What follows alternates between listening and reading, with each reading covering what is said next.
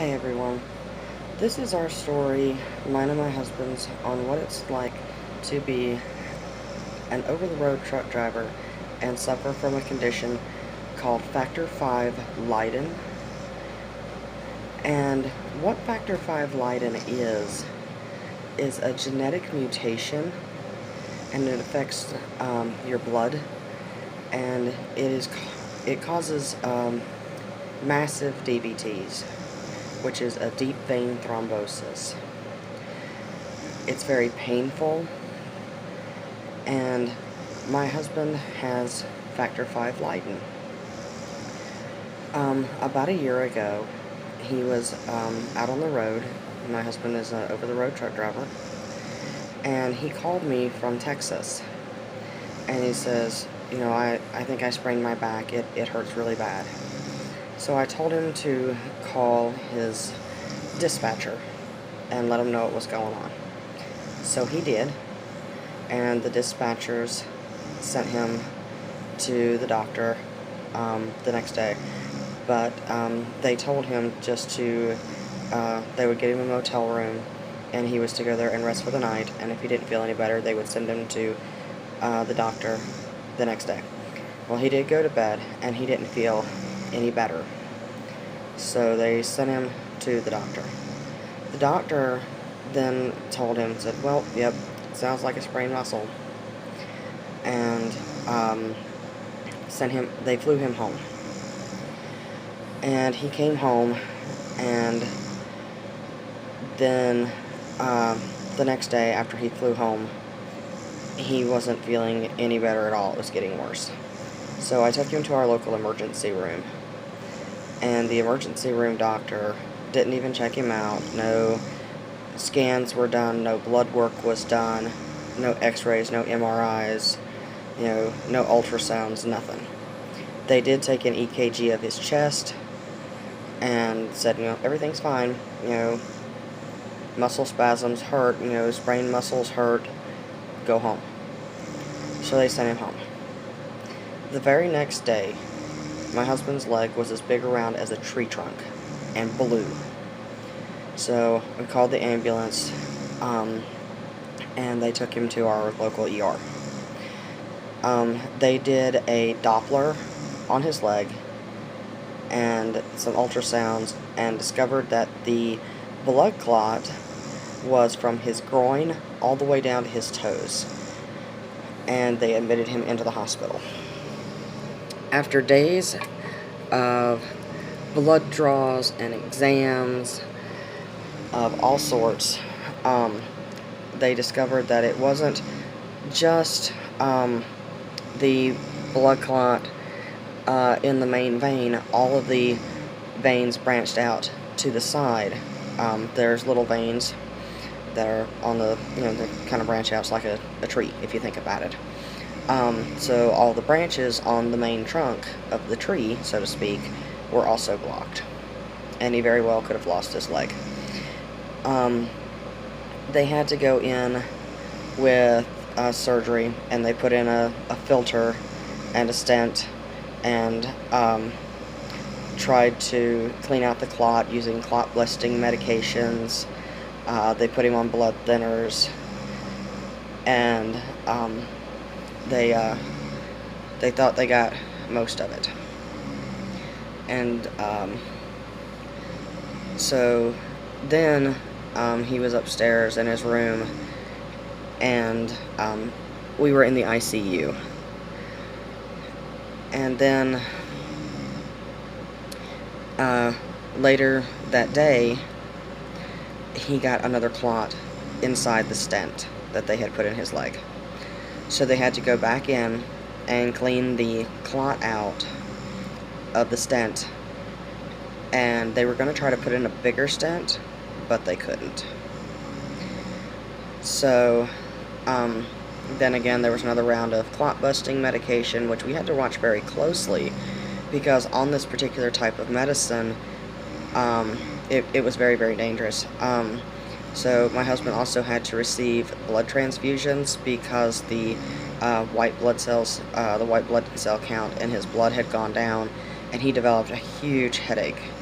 and the headache was caused by too much of the clot-busting medication in his system, which thinned his blood too far, and it could have started to cause massive bleeding. So then he was, they told him if he got another clot in that leg, that they were going to have to remove his leg. And he did get another clot. Luckily, they did not have to remove his leg. That was very, very lucky. Blood clots happen fast. They happen quick. There's no warning. They can, in our experience, act like muscle spasms or cramps, but they're not. And I'm not a doctor, okay? I'm not a nurse. All I am is a wife and a mother. And so I am in no way, shape, or form qualified to diagnose anything. But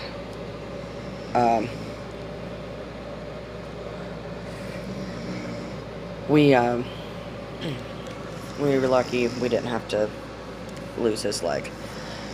So finally, after about a month in the ICU, and this is our case, so, you know, each thing is going to vary case by case. And as far as the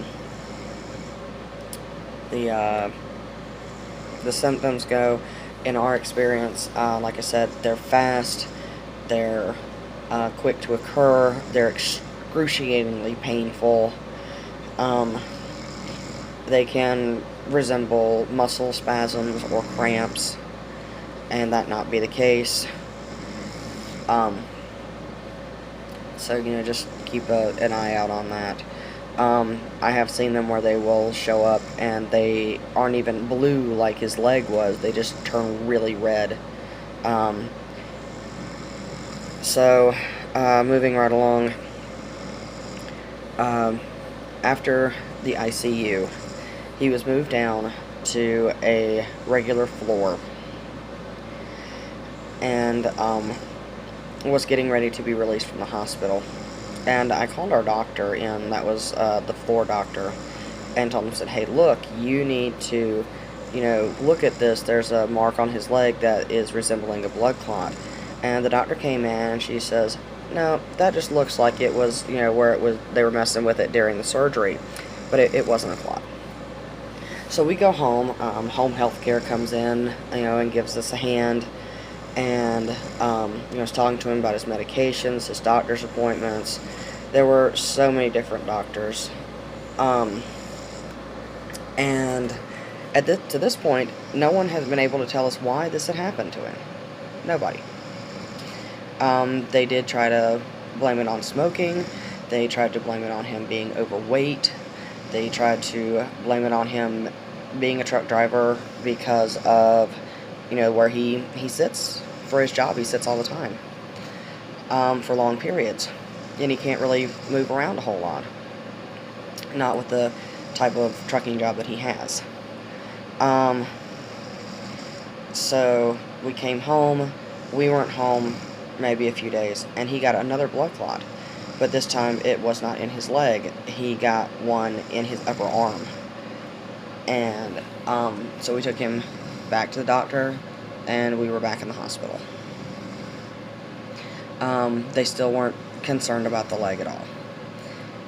So they changed up his medication and did a couple other things, but luckily we were able to catch the one in his arm much quicker than we did the one in his leg, because we were able to recognize the signs of it and get him the help he needed.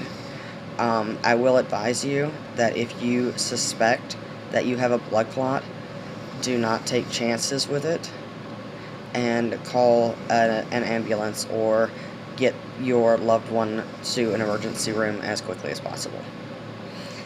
Again, I am not a doctor or a nurse. So, we got the arm cleared up and we came back home. and everything was going smooth.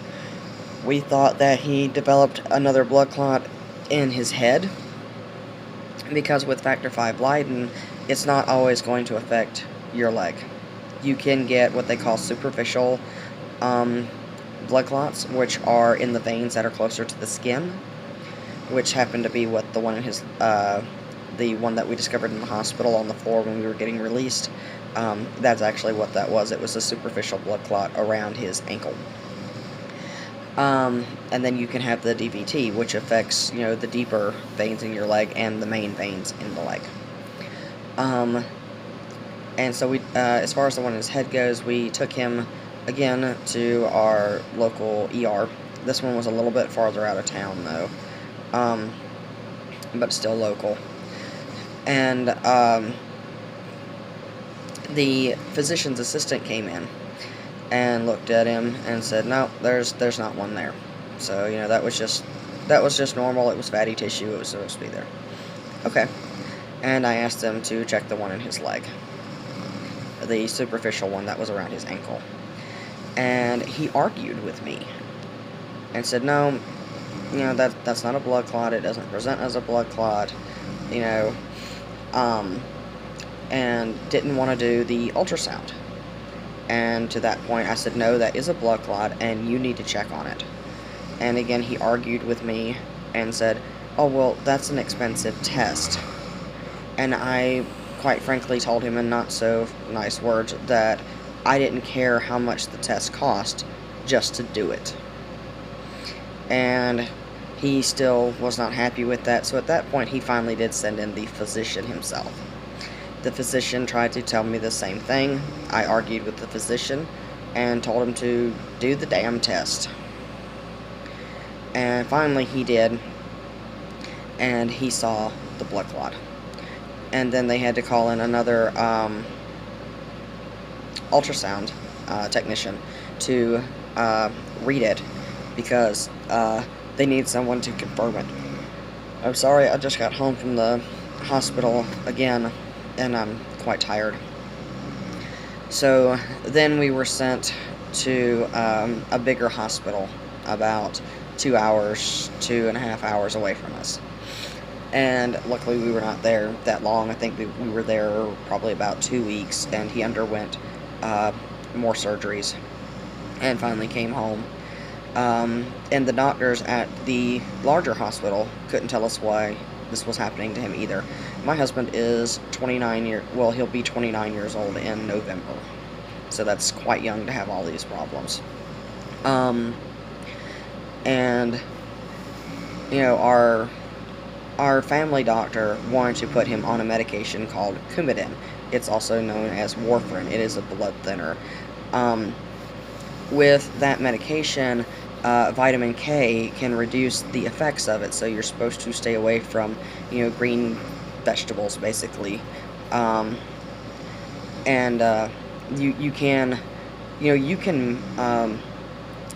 You can still eat them, but they should be done in moderation under the supervision of someone who understands more about medication than I do.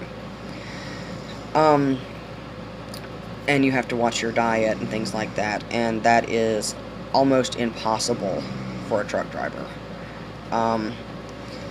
in any line, because so much crap is out there that's not good for you and is easier to afford than the healthy salads and the fruits and stuff that they recommend that you eat. And I'm told by my husband, now I'm not a truck driver, I'm told by my husband that warfarin or Coumadin is a career killer. Now I also understand that with warfarin there is a small clotting thing where, if you get a cut on your arm, your blood will still clot a little bit. Where the medication that my husband is on, and insurances don't always pay for this, but there are other options out there besides Coumadin, but it is a go-to because it's known to work really well. But the particular medication that my husband is on is called Eliquis. And with Eliquis, there is no clotting whatsoever. and you have to be very, very careful with it. If you fall and hit your head, there's do not pass go, do not collect $200. You're going to the hospital right then and there. If you get a deep enough cut, off you go, because it's very hard to get the bleeding to stop. But it allowed him to continue his career. And then through the course of seeing all these different doctors, we did find out that the hematologist that we saw in the hospital, who was actually an oncologist, but he has a specialty degree in hematology, actually was able to figure out why this was happening to my husband. And that's how we figured out that he has factor V Leiden. In order to get factor V Leiden, there are 2 genes, and they are mutations. One parent has to have it, so like your mother or father has to have it, but the other parent has to have the other gene. So if your mother has it, then your father has to have it, for it to be passed down. Now, if you only have one parent that has the gene, say your mother, and your father does not, you could possibly be a carrier and not know it. So if you have had any problems with blood clots, I do suggest you ask your hematologist or your family physician or someone to definitely check for that. Because I even had him pull my husband's A1C to see if he was possibly diabetic, if that's what was causing this, because he is a truck driver and because of the way that he has to eat while he's out on the road. And I do know that everybody's situation is different, and every truck driver situation is different, so no way am I saying that this is this and this is the way that it is for everyone. And my husband had some factors. He's a smoker, he's an over-the-road truck driver, he is overweight, and all these things were contributing factors. Now, in our particular case, the hematologist told us that because of the factor V Leiden, he would have gotten a clot by the time he was 30, or around 30. But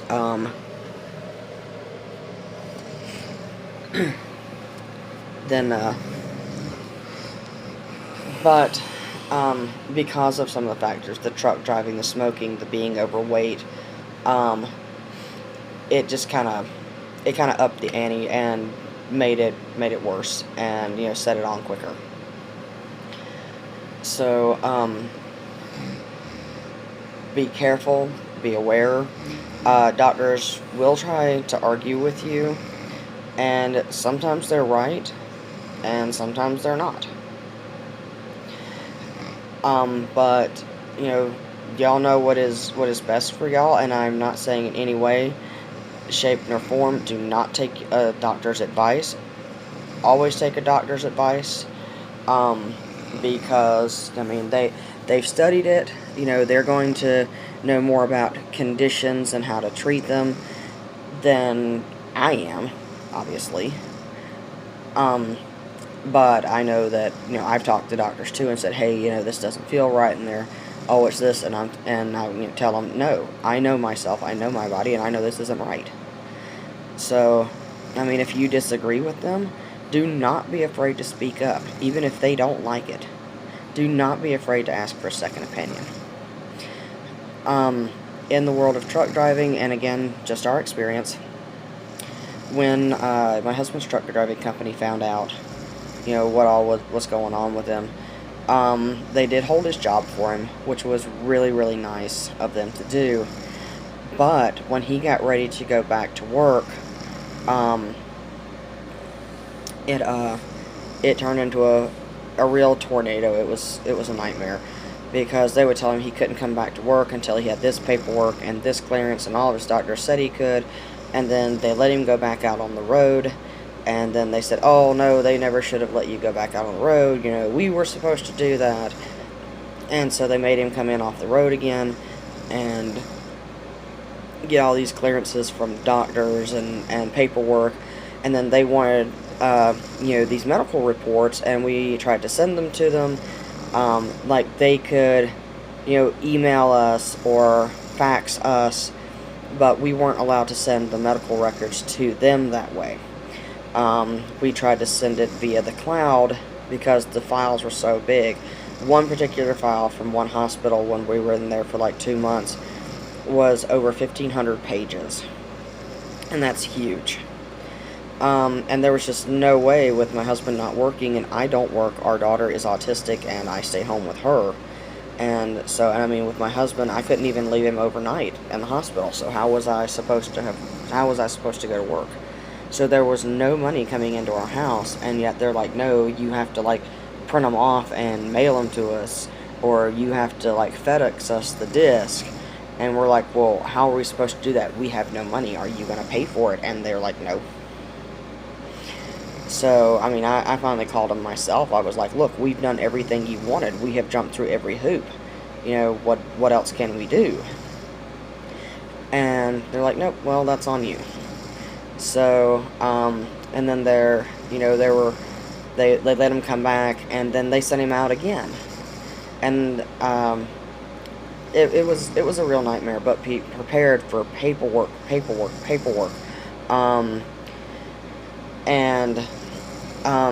Obviously my husband was not very mobile afterwards, so I would suggest talking with your spouse or, whoever is taking care of you, or you are going to be taking care of this patient that you have. I would see about getting, a power of attorney, a medical power of attorney, a durable power of attorney, something so that you will be able to help them handle this situation, because they're not going to be doing a whole lot of moving around, and everybody's going to want paperwork, and some you have to go in and sign for, and it's a big pain in the tuchus.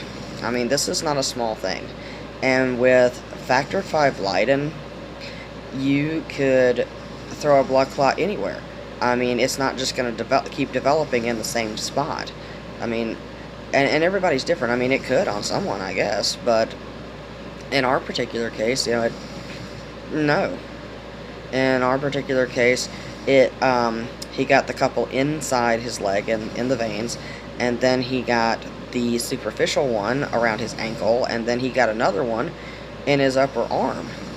And let's see, the whole leg was going on with the left leg, including the ankle, but then when he got the one in his upper arm, it was on the right side.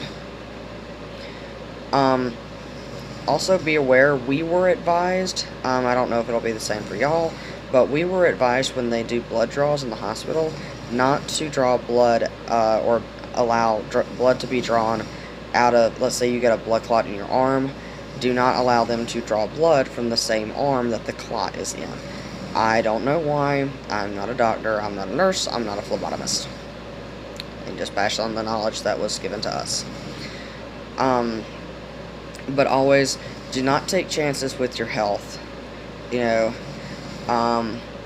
it feels wrong, it feels wrong. I'm not saying that Western medicine or, over-the-counter medicines don't work. I use over-the-counter medicines every day. I've used home remedies. I've used old wives' tales. I've used essential oils. They all have a purpose. But at the end of the day, come down to it, if you start feeling worse, or the medicines and stuff that you're on, whatever they may be, don't seem to be having an effect and you're not getting any better, definitely always seek the advice of a licensed professional. And just be aware that this is and can be a life-threatening thing if you don't take care of it. My husband is now on Eliquis 5 milligrams twice a day for the rest of his life, and he wears compression stockings, and those compression stockings are not easy to get on and off. With his, because his was so bad, it took we were not trained professionals, but it took 3 of us to help him get it on, because his was so strong. Now, there was one CNA that we met in the hospital who did dirt bike racing for a long time, and he had to wear them, so he could get them on and off like you would scrape butter across toast. You know, real easy.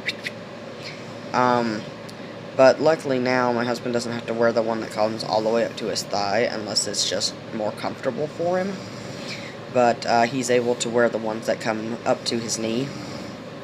So I guess you call it a knee high. But, you know, you keep an eye on it, keep records, keep notes. My husband was so, you know, drugged up because they had to keep him on such high-powered medication because it hurt so bad. You know, and then the other medications that they had him on, if I hadn't been there, he would have not had any idea what was happening to him. None. And so, you know, just be ready. I wish you all the best of luck, and I hope this information has helped. You know, even if you're not a truck driver, just kind of try to skip over the parts about truck driving. But I really do hope that this helps you and will help you understand kind of what Factor 5 Leiden is and, you know, what it does. This has really changed our entire lives. I mean, 2 years ago, we were happy and healthy and, you know, running around our local water park, screaming and yelling and riding every ride out there. You know, now my husband has a permanent handicap sticker, and, you know, some days he's okay, but most days he can't make a lap around the mall without a wheelchair. You know, and he starts limping, or it hurts so bad.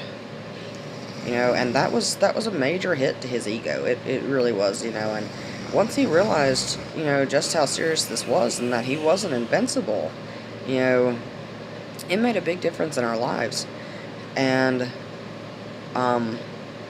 you know, he could have lost his career, but luckily he didn't.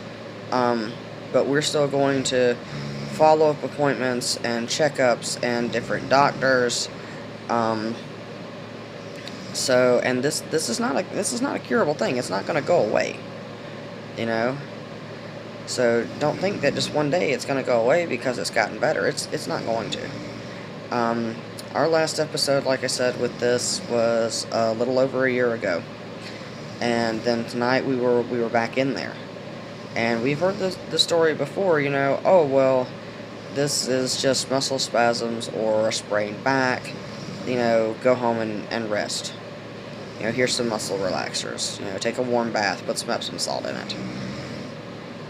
And so tonight, while he's sleeping, I get to, you know, try to sleep lightly and watch and wait. And I'm not very good about waiting. I'm not a type of person that lets grass grow under my feet. If I see an opportunity to get something done, while I'm doing that, I am trying to multitask and see what else I can get done, you know, to move the day along and be as productive as I can.